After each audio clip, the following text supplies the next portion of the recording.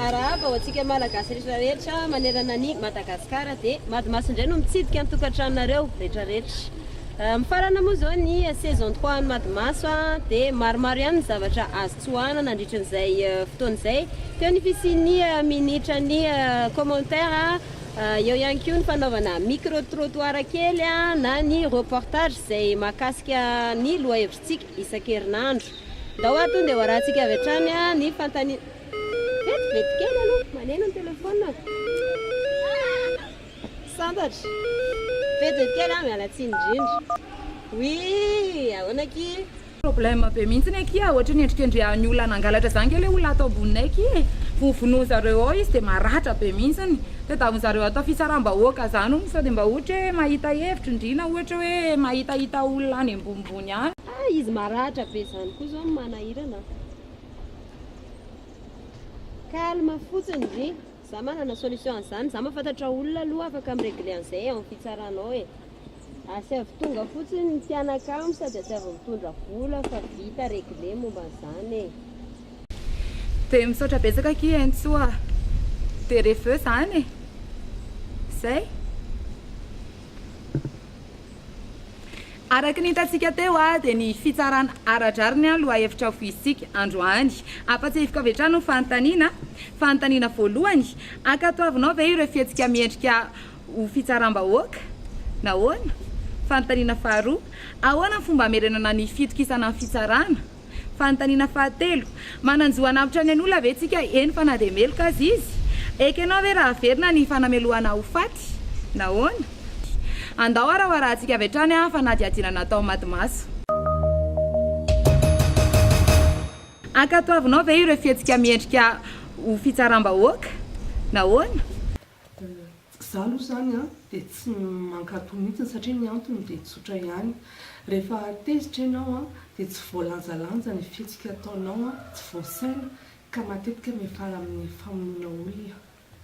Ny fitsaram-bahoaka aloha dia tsy mety satria izay zany le tenentsika foana hoe justice privé le izy matoa zany natao ny rafitra fitsarana ary matoa natao reny lalàna rehetra reny dia tokony misy pitsopitsony zany fomba hitsarana ny olona. Iarahantsika mahafantatra koa fa misy an'le hoe présomption d'innocence zany hoe heverina ho toy ny tsy melika aloha ny olona mandra-be hitsarana azy amin'ny fitsarana moa zany. Dia izay zany tokony hoe tsy haneketsika n'ilay fitsaram-bahoaka. Eo koa moa zany le fanajana n'ilay zon'olombelona dia tena tokony hapetraka aloha izay hoe fitondrana azy ny mirafitra fitsarana izay. Za aloha raha vao resaka fitsaram-bahoaka dia mandatanteraka satria efa mipetraka amintsika tany tandalana dia misy lalàna mifehin'ny fiarahamonina eto amintsika. Ka raha misy disadisa-piarahamonina mendrika ho tsaraina dia eo ny rafi-pitsarana tokony tsara azy fa tsy mivahoaka. Izay ny fisiriko azy. Raha hoe mpikirakira lalàna aloha tena fa dia tsy makasitraka izay ary ny lalàna izay misy amintsika iainana ao anatin'ny fiarahamonina ankehitriny mainka avy amin'ny déclaration universelle des droits de l'homme dia mahanazotra tsara azy tokony hiaro teny. Noho izany zany dia tsy mety ary everika fa tsy rariny ny famonoana olona amin'ny resaka fitsaram-bahoaka satria tsy misy ny fanatrehana loatra fa tonga dia oloolo dia mety miteraka famonoana olona anankiray. Ahoana ny fomba hamerenana ny fitokisana ny fitsarana? Mana moa fa anisany mahatonga ilay fitsaram-bahoaka zany ilay hoe fahaverezany fitokisan'ny vahoaka amin'ny fitsarana. Io nefa n'izany dia tokony atao isaky ny faritra voalohany indrindra aloha zany tokony miezaka ny mpitsara tsiraidray izay miasa any amin'ny faritra izay lavitra any manatona ny vahoaka, manazava ny apitsipitson'ny lalàna sy ny apitsipitson'ny fanatanterahana ny resaka hoe fitsarana sy ny didim-pitsarana. Eo koa moa zany tokony fahaizana fiarahamonina amin'ilay mpitsara satria matetika ilay tsy fifanarahana amin'ny mpitsara sy ny fiarahamonina mahatonga an'ilay hoe very ilay fitokisan'olona amin'ny mpitsara sy ny fitsarana ary indrindra moa zany dia ilay resaka hoe ady amin'ny kolikoly. Fomba famerenana amin'ny fitokisan'ny fitsarana dia mipetraka aloha ny fanontaniana hoe nahoana moa no mipetraka izay fanontaniana izay.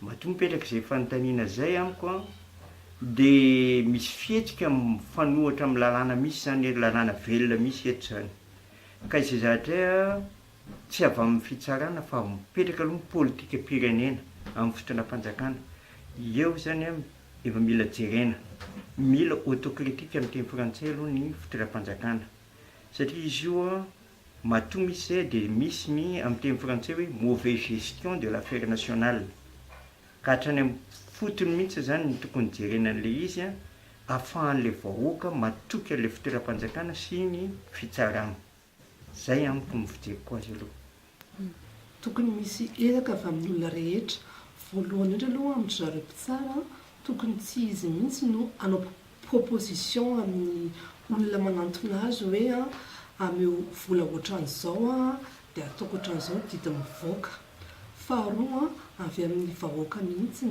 anjaran'ny vahoaka no mifehy-tena tsy mankany amin'ny zareo miteny hoe mba ataovy tahaka an'izao ny didy a dia amene vola tahaka an'izao ianao ny fitsaranana tamin'ny fanorenana azy efa taloha raha raisina amin'eny malagasy manokana tamin'ny andonandrenam-pomerina dia ny fanjakana moa tamin'izany no fehezin'ny atao hoe asina dia raha ohatra ka tena tiana anana fahatokisana zany ny fitsarana atokisan'ny olona dia voalohany indrindra aloha ny olona aloha no mpanantona ny fitsarana ary mampiasa ny fitsarana ny fitsarana zany a dia natao ray aman-dreny dia tokony hipetraka amin'izay asina maray aman-dreny azy zay a ny fitsarana ka io zany tsy resaka hoe taona tsy resaka hoe traikefa tsy resaka hoe vondron'olona na vondron'asa karazany fa tena le asiny le tsara tsirairay avy mba afaka mipetraka amin'ny toerana sahaza azy a afaka andinika tsara zay tokony ataony amin'ny fiarahamonina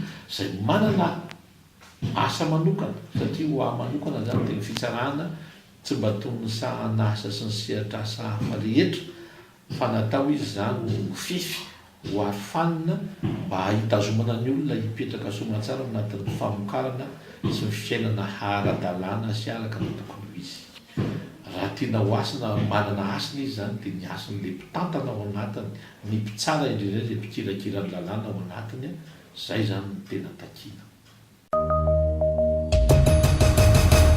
mananjoana ny olona ve tsika eny fa na dia meloka azy izy ekenao hoe raha verina ny fanamelohana ho faty nahoana andriamanitra rery ihany ny tompony aina zany izy zany mahafantatra hoe oviana tsika no alaina ary tsika moa zany dia efa mahita fa efa niala tamin'ilay hoe fanamelohana ho faty ary tsy misy olona mihitsy olombelona mananjo anala ny any olombelona tsy mety ny famerenana ny fanamelohana ho faty fa ny tena tokony ho izy zany dia mametraka n'lay rafitra eo anivon'ny fonja zay ahafahana moa zany managadra andreo olona zay tena hoeverina fa nanao eloka be vava mahatsiravina eo anivon'ny fiarahamonina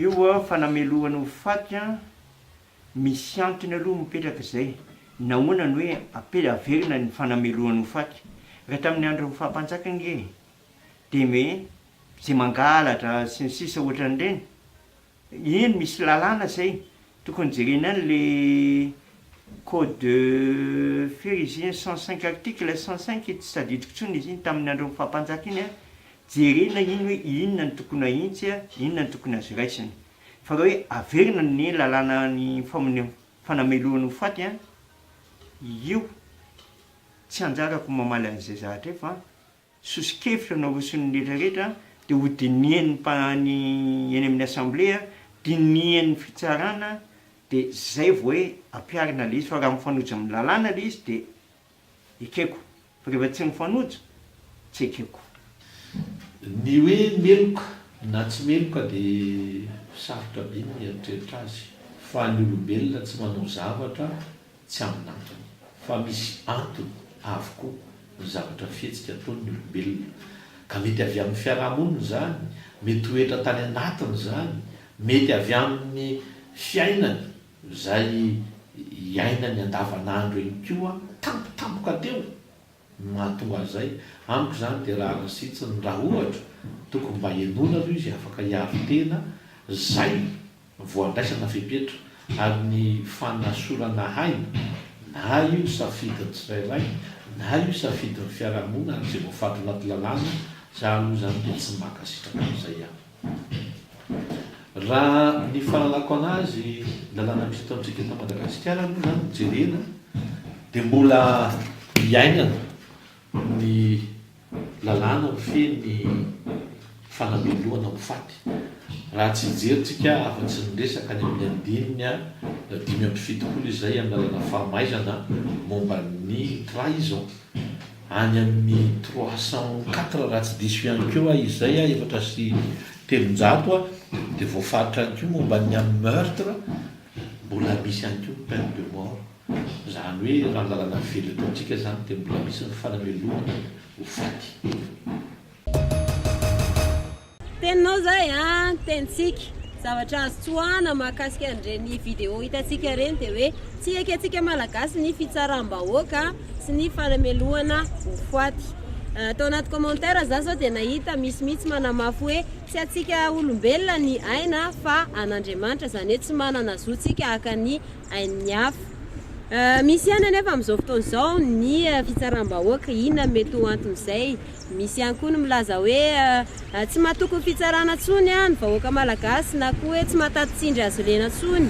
Ahoana ary fomba amerenana an'izay raha mba hoe te hampandrosa Madagasikara tsika? Dia tsy hanao lava resaka tsony fa tonga dia ho ampitsika ny commentaire anareo za rehetrarehetra zay dia avy hatrany fitsarana ara-drariny commentaire. I raha miara-manana mihaja dia miteny hoe aleo ataon'ny vahoaka rehefa tsy andray-andraikitra amin'ity kolokolo ity fanjakany. Tsy mananjoa napitra aina nefa rehefa tena nanota be dia aleo fongarina. Tsy hitako ny fomba hafa. Ilay fitsaram-bahoaka no mety fa asianao enquête kely aloha mba tsy isian'ny tondromolitra. I andry ny rina arariny zatovo indray dia milaza hoe arakaraky ny heloka vita ihany io fa misy ane mety hoe mangalatra mofo gasy dia vonoiny. Misy nefa mangalatra rem-pirenena tsy atao ininina. Miady amin'ny kolokolo ny tena mety. Tsy manana zora izay no anontaniana fa misy nefa tena mendrika taperina ny ainy. Mety ilay famerenana ny fanamelohana ho faty rehefa tsy atao fitsaram-bahoaka ihany. Ny mpanjaka ohatra dia tsy misy ny valin'ilay fanontaniana farany. Iaingo Saoly Arnivo. Eny satria amin'izao maro ireo olona tokony voasazy nefa tsy manefa an'izany akory.